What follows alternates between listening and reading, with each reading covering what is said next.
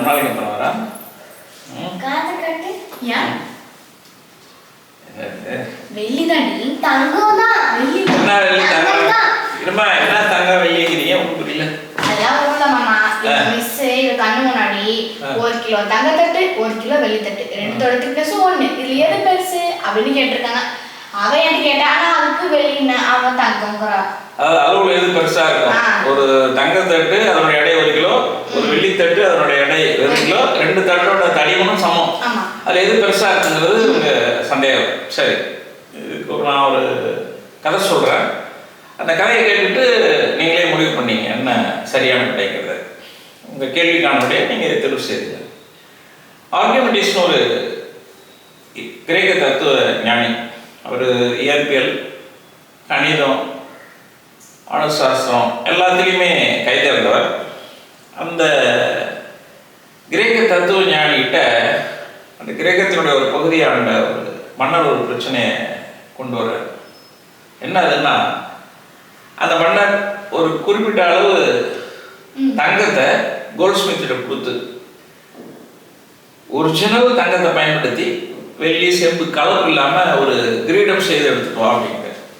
அது தங்க கிரீடம். அந்த தங்க கிரீடத்தை செய்து கொண்டு வந்து அந்த கோல்ட்ஸ்மித்து கொடுத்து விட்றாரு. வாங்கி பார்க்குறாரு மன்னர். அற்புதமாக இருக்கு, அழகா இருக்கு. இது முழுசும் தங்கத்தினால தான் ஆக்கப்பட்டதா இல்லை ஏதாவது கலப்பு இருக்கா அப்படின்னு சொல்லி கேட்குறாரு. இல்லை ஒரிஜினல் தங்கத்தில் தான் செஞ்சேன், நீங்கள் கொடுத்த தங்கத்தில் அப்படியே பண்ணி எடுத்துகிட்டு வந்துட்டேன்னு எடை போட்டு பார்க்குறாங்க. எவ்வளோ அளவு தங்கம் அரசு கொடுத்தாரோ அதை அளவு தான் அந்த கிரீடம் இருக்குது. எடை சமமாக தான் இருக்குது. ஆனாலும் அதில் கலப்பு இருக்கிறதா சந்தேகம் வருது மன்னர். அரசர்கள் இந்த ஆர்கிமெடிஸை கூப்பிட்டு இதில் ஏதாவது கலப்பு இருக்கான்னு கண்டுபிடி, அதுக்காக கிரீடத்தை எதுவும் டேமேஜ் பண்ணிட்டாது, அழிச்சுட்டாரு, அப்படியே வச்சு கண்டுபிடிச்சு சொல்லணுன்ட்டார்.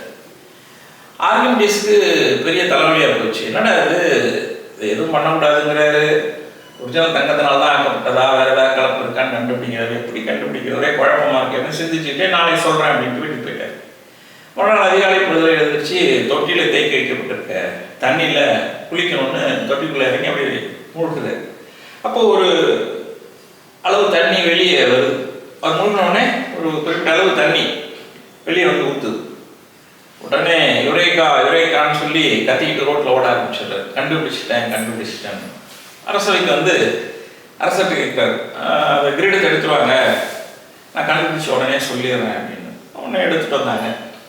ஒரு கண்ணாடியினாலான ஒரு பெரிய கண்டெய்னர் பாத்திரம், அதில் ஒரு குறிப்பிட்ட அளவு தண்ணியை நிரப்புறாரு. ரைட்டா? அந்த கிரீடம் இருக்கு இல்லையா, அந்த கிரீடத்தினுடைய எடைக்கு சமமா தங்கத்தை எடுத்துக்கிறார். எடுத்து அந்த தண்ணி நிரப்பப்பட்ட கண்டெய்னர் இருக்குல்ல அதுக்குள்ள போடுறாரு. தண்ணியினுடைய அளவு ஒரு குறிப்பிட்ட அளவு வசந்தது. இன்னொரு கண்டெய்னர் அதே மாதிரி எடுத்துக்கிறாரு. அதில் எவ்வளோ தண்ணி நிரப்பினாரோ அதே அளவு தண்ணியை இந்த கண்டெய்னரில் நிரப்பிக்கிட்டார். இந்த கிரீடம் இருக்குல்ல, செய்து கொண்டு வரப்பட்ட கிரீடம், அதை எடுத்து அது உள்ளே போட்டார். இப்போ தண்ணி வசந்தது. அந்த கிரீடத்தினுடைய எடைக்கு சமமாக தங்கம் போட்டாங்கல்ல, அந்த கண்டெய்னரில் எவ்வளோ தண்ணி வசந்து இருந்ததோ அதை விட நிறைய கிரீடத்தை போட்டாங்கல்ல, அந்த கண்டெய்னரில் வசந்து இருந்த தண்ணீருடைய அளவு அதிகமாக இருந்தது. உடனே சொல்லிட்டார், இந்த கிரீடத்தில் கலப்பு இருக்கு, வெள்ளி செம்பு போன்ற உலோகங்களுடைய கலப்பினால் இந்த கிரீடம் செய்யப்பட்டிருக்கு. அரசர் எப்படிடா சொல்ற அப்படின்னு கேட்டார். தங்கத்தினுடைய அடர்த்தி அதிகம், எதோட? வெள்ளி செம்பை விட தங்கத்தினுடைய அடர்த்தி அதிகம். அடர்த்தினா டென்சிட்டி, அப்படி சொன்னால் உங்களுக்கு புரியும். டென்சிட்டிக்கு என்ன, மாஸ் பை வால்யூம்னு போடுவீங்க, நிறை பை கன அளவு.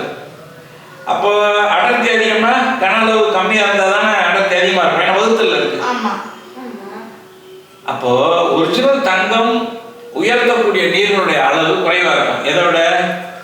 செம்பு வெள்ளி உயர்த்தக்கூடிய நீரினுடைய அளவு. ஏன்னா செம்புக்கும் வெள்ளிக்கும் அடர்த்தி என்ன குறைச்ச, எதோட? தங்கத்தோட அடர்த்தி குறை. அப்போ கலப்பு இருக்கிற காரணத்தினால தான் இந்த கிரீடம் என்ன பண்ணுச்சு, அதிக அளவு நீரை வசதி காட்டுச்சு.